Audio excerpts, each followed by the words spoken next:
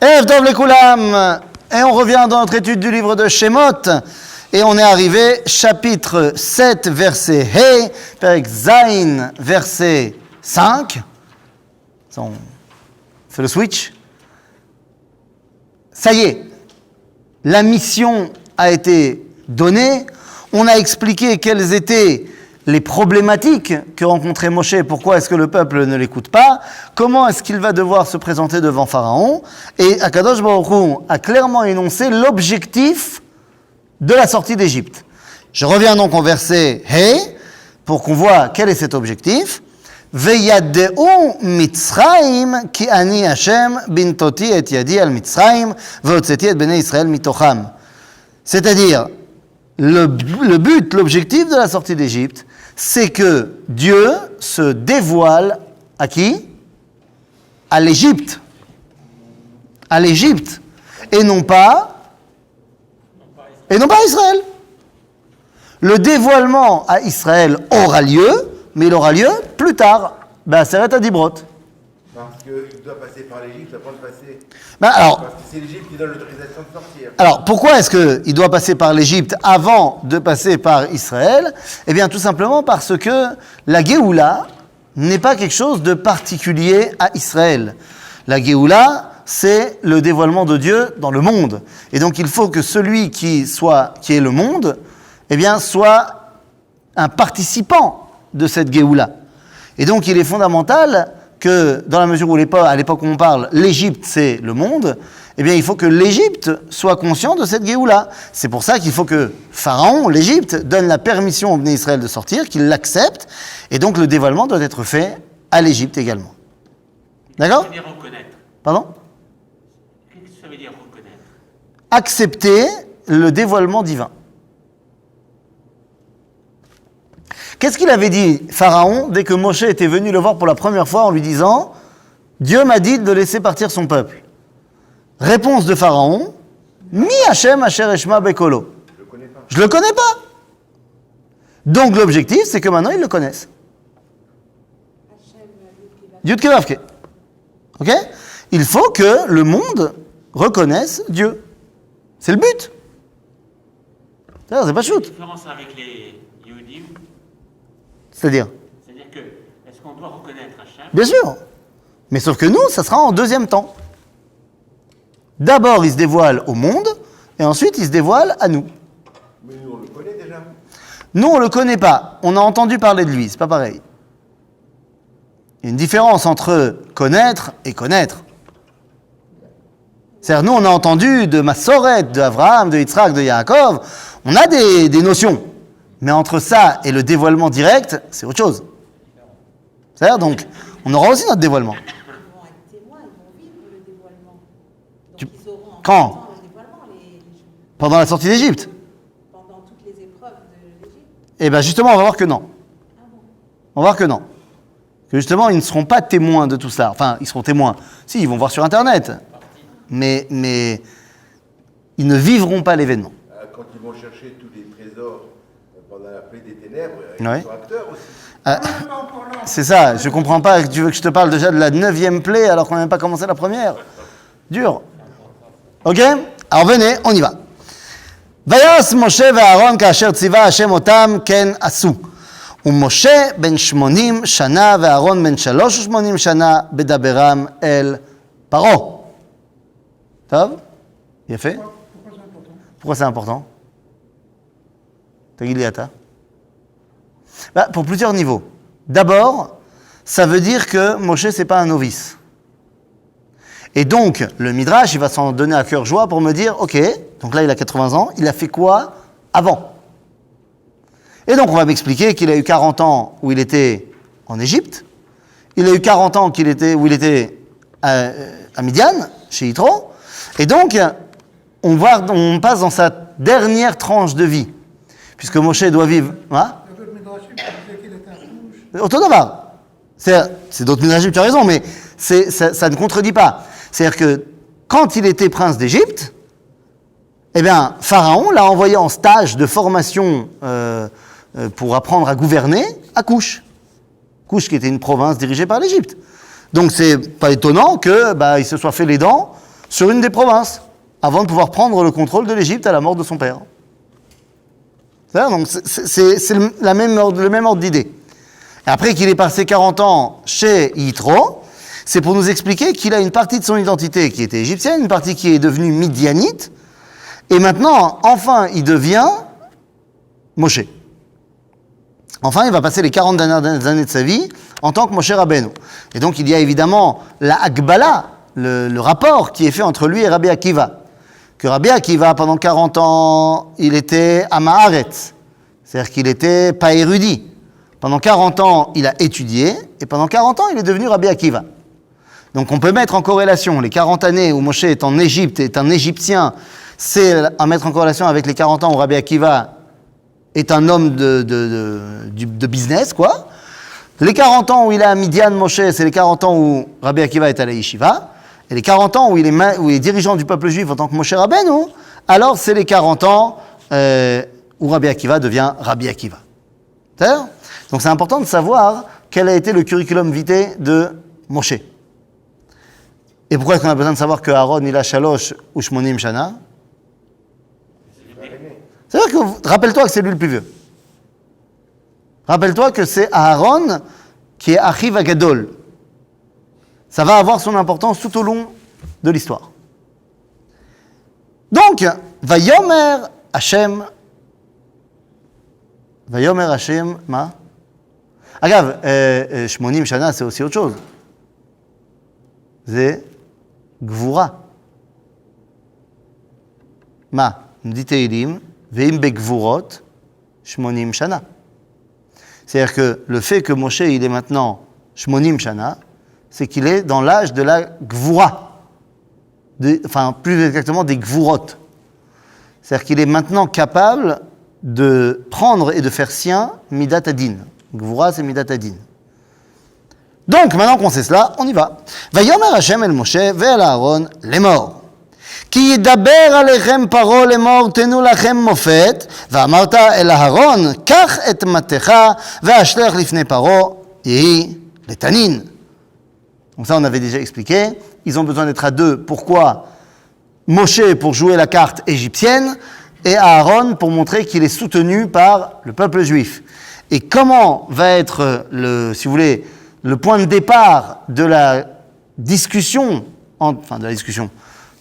du bras de fer entre Moshe et Pharaon, c'est le coup du serpent. Le coup du serpent, on va voir pourquoi est-ce que c'est ça qui a été mis en place par Akadosh Baruch Hu comme étant le premier des signes. Alors venez, on y va. ויבוא משה ואהרון אל פרעה ויעשו כן כאשר ציווה השם וישלך אהרון את מטהו לפני פרעה ולפני עבדיו ויהי לתנין. On est tous conscients que si jamais ça nous arrivait à nous, c'est-à-dire si demain vous arrivez à Emouna et qu'il y a quelqu'un qui vient et devant le Rav Benishai, il lance un bâton qui se transforme en serpent, ça va le faire. Ça va le faire. C'est-à-dire que je peux vous assurer que vous aurez tous une réaction de « Wow !» Non, pas forcément. Quoi, pas forcément? Ah ouais, genre quoi? Tu diras « Bah oui, normal. » Normal. Il en faut plus, hein? Ouais. Framer. Non. Bien sûr que t'es pas habitué à avoir des miracles. Non, mais c'est pas forcément un miracle. De transformer un bâton en serpent, c'est un miracle. C'est un miracle. Bah oui. Je veux dire, ça contredit toutes les lois de la nature. Un bâton ne devient pas un serpent. Non, je sais pas, si toi t'y arrives, je veux bien voir. Mais a priori, c'est assez compliqué de faire ça. Ron? Stam. Mais, est-ce que ça va faire une impression énorme sur les Égyptiens? Pas du tout. Hein? Bah, je te dis. Moi, je te dis maintenant. וישליכו, ויקרא גם פרעה לחכמים ולמחשבים ויעשו גם הם חרטומי מצרים בלעתם כן וישליכו איש מטהו ויהיו לתנינים ויבלע מטה אהרון את מטותם. Alors, dans le film, alors lequel, tu as raison de préciser, dans Le Prince d'Égypte, le dessin animé, on voit qu'il triche, qu'ils font de la pyrotechnie, qu'ils font de la fumée, et qu'en fait, ils lancent leur bâton, et derrière, tu vois deux autres mecs qui lancent des vrais serpents. Genre... Mais ça, c'est le film. D'après le texte, pas de problème. Les Khartoumé Mitzraïm, ils ont fait pareil. Sérieux? Comment ils font? Tu vois, à la télé? Non. Où? Tu en as vu? T'en as vu? C'est des pour de vrai?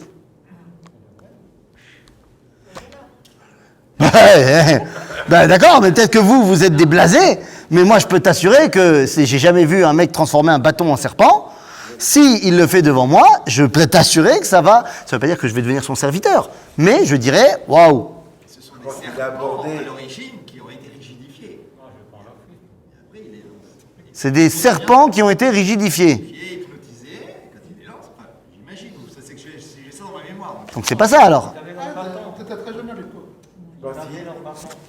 Il a abordé Pharaon sur leur terrain. Bon, les amis, je ne sais pas si aujourd'hui il y a des gens qui transforment des bâtons en serpents, j'en ai pas vu. La Malo, ça m'intéresserait d'en voir, mais en tout cas, le fait est que là-bas, en Égypte, la Torah me dit, ils n'ont eu aucun problème à le faire aussi. Et on est tous conscients que, Dieu, il le sait, mais c'est pas que Dieu. Moshe aussi, il le sait.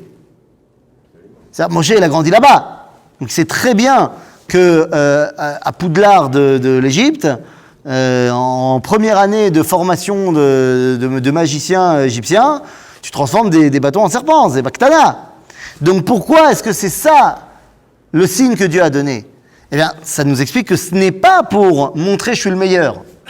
C'est pour montrer on parle la même langue. Je viens sur votre terrain, oui? De toute façon, il faut toujours regarder la suite. Bah, ou bien... Eux, ils font le truc, mais après, comment ça se termine? Je suis bien d'accord, on va y arriver que le bâton de Aaron, il mange les autres. Il n'y a pas de problème, mais 2 secondes. D'abord, pourquoi est-ce que c'est ça le signe qu'il a donné? Pour que tu saches, je parle la langue que vous comprenez. N'oublions pas que Tanin, c'est le symbole de l'Égypte dans les prophètes. Ine paro à Tanin agadol rovetz betor yocha. C'est-à-dire que l'Égypte est comparée au grand serpent. C'est le symbole de l'Égypte. Ils l'ont sur la tête, ils l'ont sur les bras. Ils ont des serpents partout, c'est leur symbole. Et donc, le fait que Moshe sache lui aussi transformer son bâton en serpent, ça montre, yallah les gars, on est égal à égal, on va pouvoir discuter. Donc l'objectif n'est pas de leur faire peur, l'objectif est de leur montrer je suis un mec sérieux. Effectivement, le fait que Vayivla maté Aaron et matotam, ça calme. D'ailleurs, ce qui est intéressant, c'est quoi? C'est que qui a mangé quoi? C'est vrai, c'est plus les serpents. Le chidouche, c'est pas que le serpent de Aaron, il a mangé les serpents égyptiens, parce qu'à la limite, c'est possible, mais que c'est quand il est redevenu bâton qu'il a mangé les bâtons des autres. Là, c'est chaud. Là, c'est déjà plus chaud. Et ça, je sais pas si tu as déjà vu. Donc Ils n'avaient plus leur bâton. bah, peut-être qu'il y en avait un autre en réserve. Mais là, a priori, il avait bu. Et ça, je ne sais pas si tu as déjà vu dans ta carrière un bâton manger un autre bâton. Ah, hein, tu vois? Ça le fait. Hein, là, d'accord. Là, tu dis, ok, bon. Vayechezak lev paro velo shama alem ka'asher diber Hashem. On a dit, pourquoi est-ce que Dieu il emmène ce chizouk, lev paro? Justement pour qu'il tienne la distance. Pour pas qu'il ne soit tout de suite, ah bon, bah, c'est plus fort que moi, yallah. Non, on a envie d'avoir un vrai dialogue, un vrai débat. Donc, ani machbid et libo. D'accord? ויאמר השם אל משה כבד לב פרעה מאין לשלח העם. Pardon? Oui. La semaine dernière, on parlait de l'Akshot et de l'Eparo. Oui. Et là, le Chazek, il y a une différence? כן, בוודאי. Il y a plusieurs choses. לחזק ולהכביד. Il y a להקשות, לחזק ולהכביד. Là, on a dit כבד לב פרעה. Mais il y a Chazek et l'Eparo. Oui, mais juste après, il y a marqué quoi? ויאמר השם אל משה כבד לב פרעה. Donc il y a trois dimensions différentes. Il y a להקשות, il y a לחזק, et להכביד ou lekaved l'air paro. C'est quoi la différence? En français, ça fait Il l'a endurci. Alourdi. Non, d'abord, non, mais celui du milieu, comment tu traduirais? Il l'a renforcé. Endurci, renforcé, alourdi. C'est-à-dire, d'abord, il faut le rendre dur. C'est-à-dire qu'il ne soit pas perméable à toute chose qu'il va voir. Ensuite, il faut qu'il soit yoter chazak. C'est-à-dire chazak dans le sens, je reste de camp sur mes positions, j'ai des positions. Et ensuite, kaved, à savoir, je me comporte à l'inverse de ce que je devrais me comporter. C'est-à-dire, vous avez déjà fait, j'imagine, des cœurs sur le barbecue, sur la flamme. Qu'est-ce qui se passe quand on met une flamme sur un cœur ? Un cœur à manger. Un cœur à manger, de la volaille. De la volaille, qu'est-ce qui vous arrive ? Oui, ça brûle, mais comment il se comporte et le kaved ? C'est-à-dire que la peoula, elle est l'inverse. Chez le kaved, c'est mitkabetz, alors que le lève, il est mitrachev, il s'ouvre. Après, si tu le brûles trop... voilà. Et donc là, on te dit, non, ou kaved lève paro. C'est-à-dire qu'au lieu d'avoir une peoula de s'ouvrir, le problème, c'est qu'il va se refermer. Même s'il voulait libérer le peuple d'Israël, il n'y arrive pas. C'est pas que là, la situation, c'est pas Dieu qui l'a fait. C'est-à-dire que si, pour les hakshot, c'est Dieu qui dit « Ani olech le hakshot », pour les chazek, c'est Dieu qui dit « Ani olech le chazek », là, c'est juste Dieu qui dit « C'est ce qui se passe, kaved lev paro ». C'est pas moi qui lui ai fait ça. C'est lui, avec son libre arbitre, justement, renouvelé, il a décidé de se recroqueviller sur lui-même, donc ça va être plus dur pour toi. Au boulot. Alors, qu'est-ce qu'on fait ? On y va. Lech el paro, boker. Alors, nous dit Razal, pourquoi boker ? Parce que c'est le moment où il allait faire ses besoins. Paro, Mkol HaKavod, il a besoin d'aller aux toilettes. Or, Pharaon se considérait comme étant une divinité. Donc il faisait ça uniquement le matin quand personne ne le voyait, pour ne pas qu'on voie les manques du souverain. C'est pas comme ? Oui, effectivement.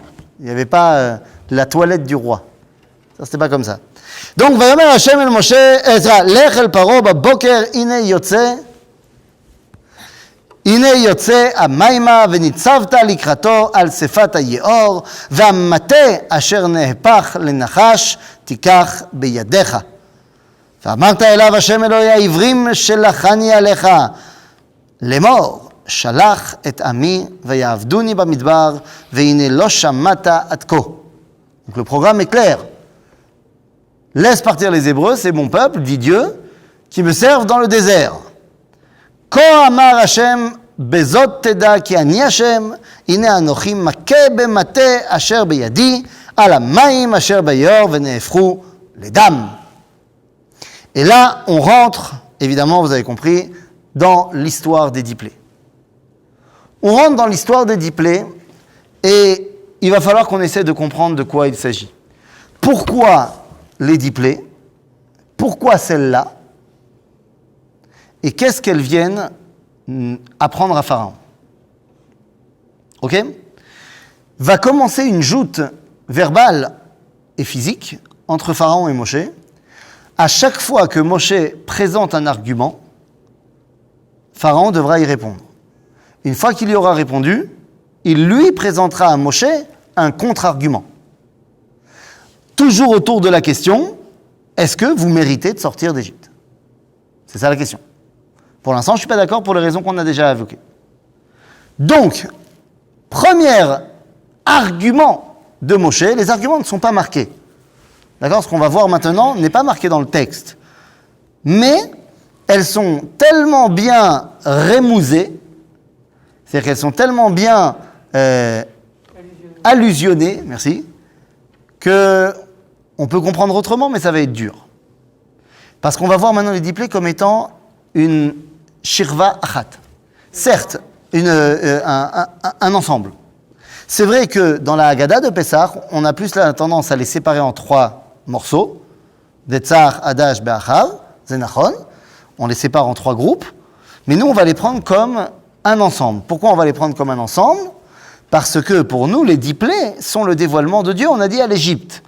Or, de la même façon que nous aussi, on aura un dévoilement qui sera de 10 paroles, eh bien, eux, ils ont un dévoilement en 10 makot. qui doivent faire le miroir aux 10 paroles qui ont créé le monde. D'accord? Donc la notion de 10 prises comme une unité intacte doit être respectée. Maintenant, si on veut aller plus loin dans l'explication, alors on comprendra que dans le 10, il peut y avoir des subdivisions. Mais d'abord, il faut comprendre que c'est un ensemble. Alors allons-y. Quelle est l'importance du fait que va, il s'adresse à Moshe, va voir Pharaon et tu lui dis de laisser partir mon peuple. Non, Aaron n'existe pas? On Non, parle pas de lui. ben non, la Aaron n'existe pas. Parce qu'à ce moment-là, la discussion, Par les Égyptiens. c'est l'Égypte parle à l'Égypte. On sait que tu as les Hébreux derrière toi parce que Aaron il est là. Ok? Alors allons-y. Donc, la première chose qui va se passer, c'est quoi? Zemakat dam. Mais sauf que c'est pas tellement le sang qui est important. Alors oui, évidemment qu'il y a ce que Chazal va nous expliquer, la notion de mida keneged mida. Pourquoi est-ce que les eaux du fleuve vont être transformées en sang? Parce que tu as répandu le sang dans les eaux du fleuve.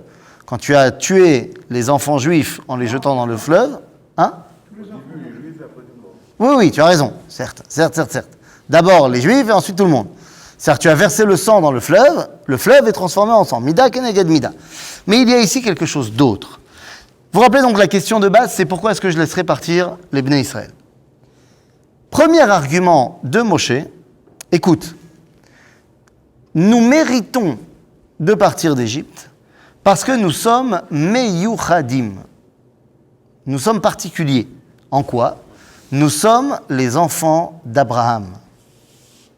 Et ça nous confère un statut particulier. Ah bon? Bon, j'avoue que je connais Abraham. On l'a dans quelques papyrus à nous. On a vu qu'il a eu une petite période en Égypte et tout sympathique. Qu'est-ce qu'il a de particulier, cet Abraham? Ah, Abraham, d'après ce qu'on sait de la Torah, et en plus de ce qu'on sait de nos sages, ou Avar et Anahar, ou Avraham a ivri, pas seulement parce qu'il est hébreu, ça on l'a déjà dit, mais parce que ou Avar et Anahar, c'est-à-dire qu'il s'est détaché de la civilisation qui était à côté du fleuve. Toutes les civilisations, elles sont à côté des fleuves. Pourquoi? Parce qu'on a besoin de l'eau, naturellement, pour vivre. Mais Abraham, il s'est élevé au-delà de la nature. Il a survécu à la fournaise. C'est-à-dire qu'Abraham est au-delà de la nature. Il a cette capacité à s'élever au-delà des contingences naturelles. Il a fait. Mais c'est pas parce qu'Abraham, il était comme ça, que vous, les Hébreux, vous avez hérité de cette qualité. Et là, on va mettre en place un ikaron, un principe qui est mentionné dans le Talmud, dans le traité de Shabbat, qui nous dit « A Shabbat matzil et travrotea ». Le Shabbat sauve ses copines. C'est-à-dire quoi, ce concept du Shabbat qui sauve ses copines? Alors, je vais vous dire quelque chose qui n'est pas halakha le maaseh. D'accord? Donc ne venez pas dire c'est pas comme ça qu'on fait aujourd'hui. Mais dans la théorie, on vient nous dire que si, Shabbat, tu as 2 personnes qui se noient, un juif et un non-juif, tu as le droit d'aller sauver le juif, même si en faisant ça, tu vas transgresser Shabbat. Pourquoi? C'est-à-dire que tu as le droit d'utiliser tous les moyens possibles pour le sauver, y compris téléphoner, machin, nanana. Parce que, ou Shomer Shabbat, Shabbat Shomeret Alav. Le non-juif, il n'est pas Shomer Shabbat, donc il n'y a pas de raison que le Shabbat Shomeret Alav. T'inquiète pas, halakha le maaseh, on sauve quand même le non-juif, pas à cause de Shabbat Matzil et Travotea, mais à cause de plein d'autres raisons. La première d'entre elles, c'est qu'on veut être des gens bien. Kiddush Hashem. Hein? Mais pour comprendre le ikaron de les amis de mes amis sont mes amis. Donc en fait, on va voir que les plaies vont toujours s'attaquer à celui qui ne respecte pas la chose en question, mais épargne celui qui porte la même identité que la plaie. Donc, Abraham, je suis en train de te dire que c'est quelqu'un qui est capable de s'élever au-delà de la nature. En Égypte, la nature, c'est le Nil. Frappons le Nil et on verra qui est touché. Si les Hébreux sont touchés, c'est qu'ils n'ont pas hérité de la qualité d'Abraham. S'ils ne sont pas touchés, c'est qu'ils ont eux aussi également hérité de cette qualité abrahamesque de ne pas être dépendant uniquement de la nature. Alors qu'est-ce qui se passe? Voilà, c'est pas shoot. והדגה אשר ביאור תמות ובאש רע יאור ונלאו מצרים לשתות מים מן היאור ויאמר השם אל משה אמור אל אהרון קח מטך ונטה ידך אל מימי מצרים על נהרותם על יאוריהם ועל אגמיהם ועל כל מקווה מימיהם ויהיו דם והיה דם בכל ארץ מצרים ובעצים ובאבנים. Pourquoi est-ce que c'est Aaron qui fait? Disent Chazal, parce que Moshe a été sauvé par le Nil. Donc, c'est pas sympa de taper là où toi tu as été sauvé. Donc, c'est Aaron qui agit. Et effectivement, Vayasken Moshe ve Aaron, kasher tziva Hashem, vayarem bemate, vayach et hamaim asher bayeor le'ene paro le'ene avadav, vayafechu kol hamaim asher bayeor ledam. והדגה אשר ביאור מתה ויבש היאור ולא יכלו מצרים לשתות מים מן היאור ויהיה דם בכל ארץ מצרים ויעשו כן חרטומי מצרים בלהטיהם. Ils ont retrouvé des bâtons. Donc ils ont fait, il y a eu du sang partout, pas que dans le Nil mais dans toutes les réserves d'eau de l'Égypte. Et donc voilà, sauf que c'est que dans les réserves d'eau des Égyptiens. Nous on n'a pas été touchés. Aval, on voit que les Égyptiens, ils sont touchés, mais ils ont quand même une maîtrise de la chose. Pourquoi? Parce que, Vayasu ken chaltume mitzrayim belaatem. C'est-à-dire que les mages égyptiens ont eux aussi également réussi à faire pareil avec leurs bâtons. Ils avaient des bâtons de rechange. C'est grave la situation. Pourquoi? Ils ajoutent. Pourquoi ils ajoutent? Ils ajoutent quoi? Et à chaque fois, ils font la même chose, c'est en plus. Non, c'est quoi ils font la même chose? Ah, tu dis ils remettent du sang.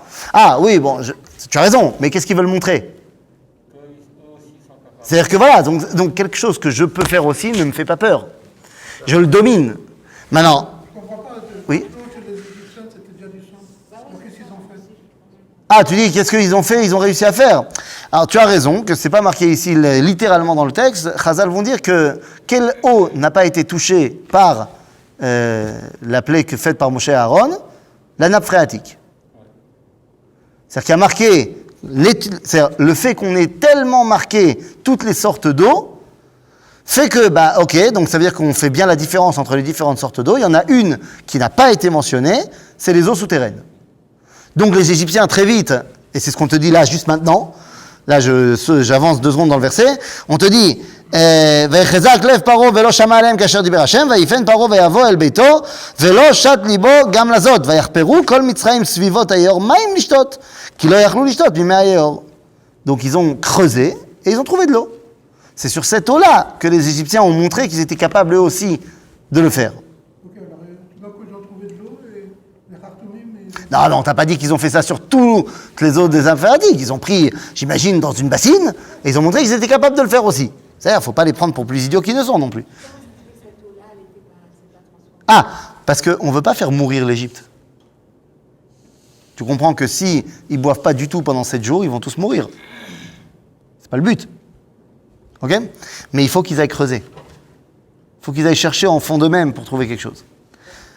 Mais qu'est-ce que ça veut dire, d'après l'argumentaire qu'on a mis en place, Abraham, pas Abraham, que les Égyptiens, eux aussi, y arrivent? Bien, l'argumentaire est simple. Pharaon dit à Moshe, j'entends bien que vous êtes les enfants d'Abraham, j'ai bien compris. Mais vous n'êtes pas les seuls. Vous n'êtes pas les seuls à être les enfants d'Abraham. Si je ne me trompe pas, Abraham, il a eu un fils avec l'Égypte, Ishmaël. Il est le fils de Hagar, fille de Pharaon. Et même si tu ne veux pas que ce soit la fille de Pharaon parce que tu n'aimes pas le Midrash, il y a quand même marqué qu'elle est mitzrite. Donc ça c'est clairement évoqué. Donc on est aussi lié à cela. Ah, effectivement, tu marques un point. Donc je vais devoir continuer dans mon argumentaire. Et donc, effectivement, וימלא שבועת ימים אחרי הכות השם את היאור, ויאמר השם אל משה, בוא אל פרעה, ואמרת אליו, כה אמר השם שלח את עמי ויעבדוני, ואם אתה לשלח, הנה אנוכי נוגף את כל גבוליך בצפרדעים. Ah, deuxième argument. Certes, tu as marqué un point Pharaon, un partout, balle au centre. Nous sommes les enfants d'Abraham, peut-être que quelque part vous aussi. Mais nous ne sommes pas que les enfants d'Abraham. Nous sommes également les enfants de Yitzhak. Tov, il a fait. Lazma. Ils ne le connaissent pas peut-être. Ah, c'est vrai qu'ils ne le connaissent pas. Lui, il n'a jamais mis les pieds en Égypte. Alors, très bien, c'est intéressant ce que tu me dis. Mais c'est qui ce Yitzhak? Qu'est-ce qu'il y a de particulier, ton Yitzhak? Ishmaël, il connaît Yitzhak. Hein? Ishmaël, il connaît Yitzhak. Ishmaël, il connaît Yitzhak, c'est nachon, même s'il a toujours refusé de le reconnaître. C'est-à-dire qu'il n'y a aucun dialogue entre Ishmaël et Yitzhak. Esav, c'est pas marié avec une fille de Ishmaël.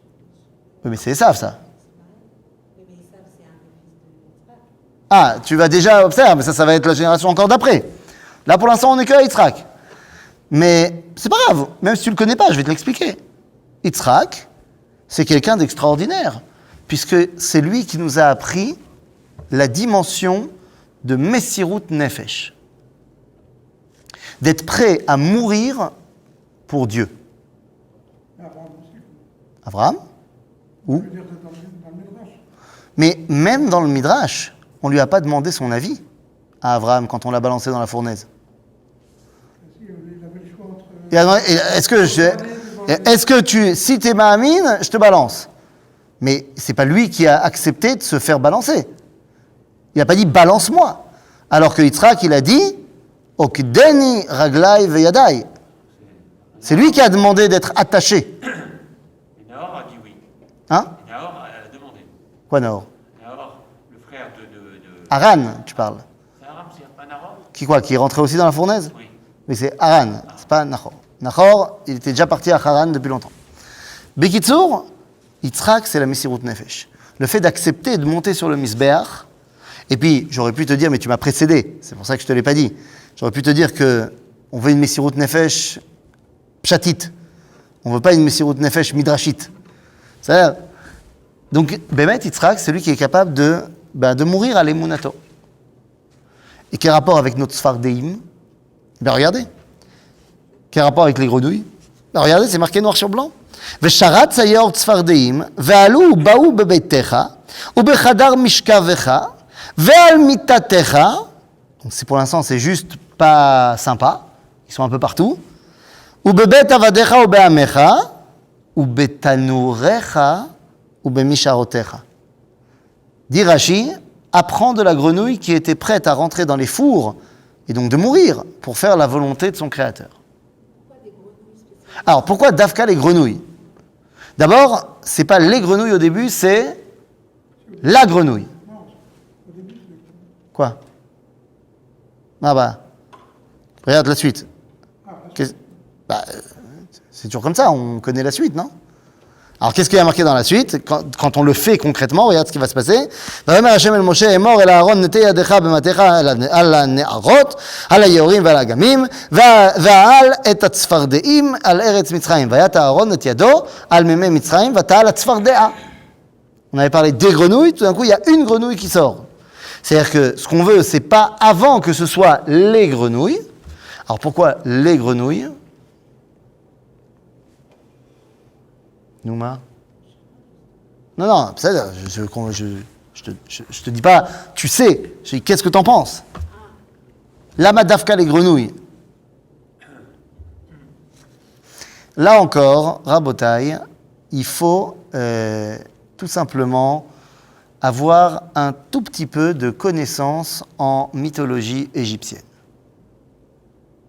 Eh oui, parce que n'oubliez pas qu'on vit dans une époque là-bas où les animaux, c'est une symbolique fondamentale. C'est-à-dire, donc la grenouille, ça fait partie du panthéon égyptien. Ok? Et c'est quoi la déesse Bastet de la grenouille? Elle est mi-grenouille, mi-chat. C'est pas mal comme mélange. Et là-bas, c'est la déesse de la force, la Gvura. C'est Yitzhak Avinu. C'est-à-dire, mais effectivement, que quand tu n'es pas baki dans l'égyptologie ancienne, ça ne te parle pas, la grenouille. Mais Moshe, il vit dans l'Égypte, il connaît, ça fait partie de son truc. Bekitsour, et donc finalement, qu'est-ce qui se passe? Les grenouilles, elles vont rentrer dans les tanourim. Elles sont prêtes à mourir pour faire la volonté de leur créateur, Messirut Nefesh. Bon, ben là, pareil, hein, on va vérifier. Qui est touché par les grenouilles? Ben, les Égyptiens. Qui n'est pas touché? Les Hébreux. Bon, ben très bien. 2-1 pour Moshe. Vous avez hérité cette qualité yitzhakienne de Messirut Nefesh.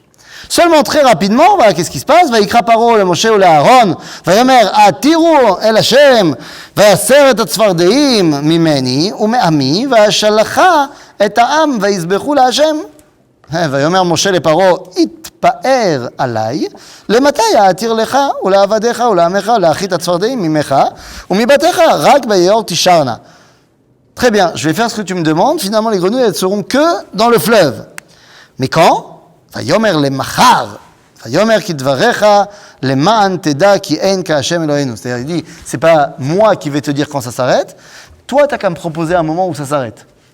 Et tu verras que c'est véritablement Dieu, puisque toi, c'est pas toi qui gères. Mais tu es dit demain, allez, demain. Sauf que, qu'est-ce qui se passe? Vesaru hatzfardeim mimecha, umibatecha, umbeavadecha, umeamecha, רק ביאור תישרנה. ויצא משה ואהרון מעם פרעה, ויצעק משה אל השם, אל דבר הצפרדעים אשר שם לפרעה. ויעש השם כדבר משה, וימותו הצפרדעים מן הבתים ומן החצרות ומן השדות. ויצברו אותם חומרים ותיבש הארץ. Donc les Égyptiens, ils ont kiffé les grenouilles finalement. Ils les ont récupérées, ils ont fait des cuisses de grenouilles, ils ont kiffé. Et donc, Vayar Paro ki haïta arevacha v'achbed et libo velo shama alehem ka'asher diber Hashem. C'est-à-dire que, nos sages dans le Talmud vont dire qu'ils ont réussi aussi à faire sortir les grenouilles. Mais même sans ça, ils ont kiffé les grenouilles finalement. Donc ça ne les dérange pas, ils les ont fait leurs. Et qu'est-ce que ça représente dans notre façon de comprendre? Eh bien, c'est que, ok, vous êtes les enfants de Yitzhak, Féméod, mais vous n'êtes pas les seuls non plus. Il y en a d'autres qui sont les enfants de Yitzhak, tu as dit tout à l'heure, Esav. Esav qui va devenir Édom, qui va devenir Rome, qui va devenir le monde occidental chrétien, eh bien, les chrétiens ont montré que eux aussi étaient prêts à mourir pour leur foi. Donc cette notion de Messirut Nefesh, c'est pas que chez vous. Tov, Nachon, de partout. Donc, j'ai un autre argument. Nous ne sommes pas que les enfants d'Abraham et Yitzhak, je te le donne en 1000. Nous sommes également les enfants de Yaakov. Bien fait. Et qu'est-ce qu'il y a de particulier ce Yaakov? Mais regardez. ויאמר השם אל משה אמור אל אהרון נטה את מטך ואך את עפר הארץ והיה לקינים בכל ארץ מצרים. קינים, les poux. Quel rapport avec Yaakov? Là c'est clair. Yaakov. Bon d'abord Yaakov, tout le monde le connaît en Égypte. Il y a des papyrus pleins. Donc il sait très bien qui c'est Yaakov. Quelle est la particularité de Yaakov? Il le sait aussi. On n'a pas besoin de lui expliquer. C'est quoi la particularité de Yaakov? Rappelez-vous, Pharaon, c'est considéré comment en Égypte? Divinité. Quelle est la première chose que Yaakov il fait quand il arrive en Égypte? Il le bénit. Donc Yaakov, il est quoi? Il est super Dieu. Donc tout le monde le sait. Que Yaakov, c'est celui qui est capable de dévoiler le divin. À tel point que dans le livre de Bereshit, on a vu Vayikra lo El Elohé Israël. Que Dieu l'a appelé El. Il y a une dimension dans Yaakov qui est capable de dévoiler le divin. Yaakov, c'est aussi Israël. Aaron, bien sûr. Donc, quel rapport avec l'époux? Regardez ce que nous dit la suite. ויעשו כן חרטומים בלהטיהם להוציא את הקינים ולא יכולו. Ils n'ont pas réussi cette fois. De là, on apprend que les deux autres fois, ils ont réussi. Mais là, ils n'ont pas réussi. Lama. ולא יכולו. ותהי הקינם באדם ובבהמה ויאמרו החרטומים אל פרעה אצבע אלוהים היא. Pourquoi ils n'ont pas réussi? Ils ont dit, Rashi dit, les forces des khartoumim n'arrivent pas à créer des choses qui sont tellement petites. Et donc ils ont dit, alors ça, c'est le doigt de Dieu. C'est-à-dire que grâce à la plaie d'époux, ils ont dévoilé la dimension divine. Quel rapport avec Yaakov? Vous vous rappelez que Yaakov, il est mort en Égypte. Et il demande à Yosef une chose. Surtout, ne m'enterre pas en Égypte. Rashi, il amène deux raisons, enfin il en amène trois, mais il y en a deux qui m'intéressent là ce soir, de pourquoi il n'a pas voulu être enterré en Égypte. Non. Ah oui, mais c'est pas ça qu'il dit. Tu as raison, ça c'est ce qu'il dit formellement. Mais pourquoi il veut d'Afka pas être enterré en Égypte? Il dit parce que je sais que viendra un jour où la terre de l'Égypte deviendra des poux et je ne veux pas être pris pour une idolâtrie. Donc la dimension divine de Yaakov, elle est connue chez tout le monde. Et les poux, parce qu'ils n'ont pas réussi à le faire, montrent que c'est bel et bien Yaakov qui est capable de dévoiler le divin. Et là encore, les Égyptiens sont touchés, et pas nous. Donc, nous avons hérité de cette capacité qu'avait Yaakov de dévoiler la dimension divine. C'est étonnant que les Égyptiens, que les sorciers n'arrivent pas à cultiver les poux, parce que c'est pas... Cultiver peut-être oui, mais les créer, c'est autre chose. Au niveau d'un pays, je veux dire que suivez quelques cheveux, quoi. Non, mais il y a une différence entre cultiver des poux et les créer, c'est autre chose. C'est vrai? Vous savez qu'il y a, pendant très longtemps, la halakha, elle s'est trompée. C'est dur de dire un truc comme ça. Mais pendant très longtemps, la halakha, elle disait que c'est moutard de tuer des poux pendant Shabbat. Pourquoi? Parce que pendant très longtemps, on a pensé que les poux, c'était ce qu'on appelle, si je ne me trompe pas, la génération spontanée. C'est-à-dire qu'on ne savait pas que les poux, c'était des êtres vivants, normaux, et machin, et qui se reproduisaient, et qu'ils ne venaient pas de nulle part. Mais on pensait pendant très longtemps que les poux, ça naissait de la poussière, comme ça, pouf. Et donc, on n'appelait pas ça une bria, et donc ça ne s'appelait pas tuer un animal pendant Shabbat. Bon, maintenant, on a compris que c'est pas comme ça que ça marchait, donc ça devient interdit de tuer des poux Shabbat. Comme tous les animaux, d'ailleurs. C'est-à-dire, mais bon, c'est-à-dire qu'on ne crée pas des poux comme ça. Tuer un moustique, c'est pas possible. Bah, si il n'est pas dangereux pour toi, non. S'il va me piquer, S'il va te piquer, que tu sais que tu es allergique et que tu vas finir à l'hôpital, c'est pikoach nefesh. Si tu n'es pas allergique et qu'il va te piquer, ça va te saouler, alors tu fais une... Et de quoi faire comme ça? Non, ça ne s'appelle pas le chasser. Le chasser, ça s'appellerait attendre qu'il se pose sur le rebord de la fenêtre ou sur le rebord de truc et lui mettre un verre dessus. Ça s'appelle chasser. Et ça, tu n'as pas le droit. C'est-à-dire, maintenant, en général, quand arrive le moustique, tu ne demandes pas. Tu fais. Et bon, on va trouver des circonstances atténuantes après. Le serpent. Le serpent, s'il est dangereux, bien sûr. Ah, toute chose qui te met en danger, pikoach nefesh, doché kol haTorah kula. Non, mais si je le laisse, il pourrait tirer. Oui, non, mais évidemment. Évidemment, bah, si tu peux l'attraper sans le tuer, ça marche aussi. C'est-à-dire, si tu peux préserver la vie sans tuer le serpent, ça marche aussi. Bon, mais ça c'est... Ou transforme en bâton, ça marche aussi. C'est-à-dire... Bekitsour, 3-2. Je peux fermer la porte. De quoi? Si, je suis pas un animal. Oui, tu peux fermer la porte. Je peux fermer la porte. Ça dépend de la taille de ta maison, mais Bégadol, tu peux fermer la porte. C'est-à-dire... En même temps, je ne sais pas ce qui se traîne chez toi, alors, à ce moment-là. C'est-à-dire... Bekitsour, en général, d'ailleurs, quand c'est un petit animal, tu as plus envie qu'il parte de chez toi plutôt que de le garder chez toi. Donc, 3-2. Quel peut être maintenant l'argument? Parce qu'on a dit, on est les enfants de Abraham, Yitzhak et Yaakov. Vous, non, parce que Yaakov, en l'occurrence, tous ses enfants, c'est nous. Alors, quel peut être maintenant l'argument de Pharaon?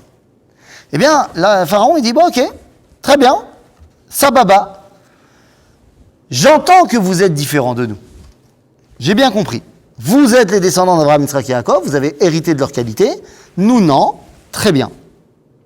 Mais, à un moment de votre histoire, c'est vous qui avez décidé de nous rejoindre. Vous avez décidé de mêler votre destinée à la nôtre.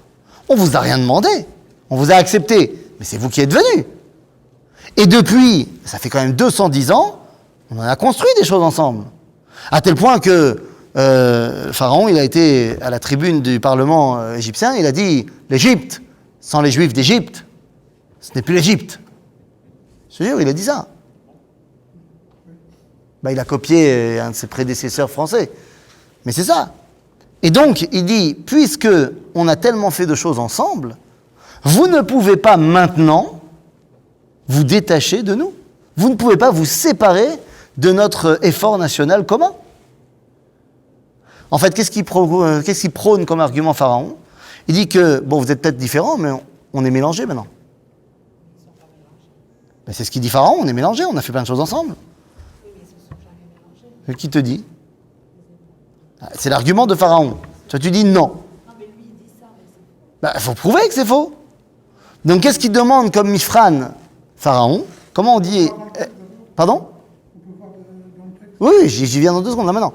C'était volontaire de l'amener comme ça. Tu vas voir pourquoi. Parce que comment on dit être mélangé en hébreu? L'arbev, les itarvev.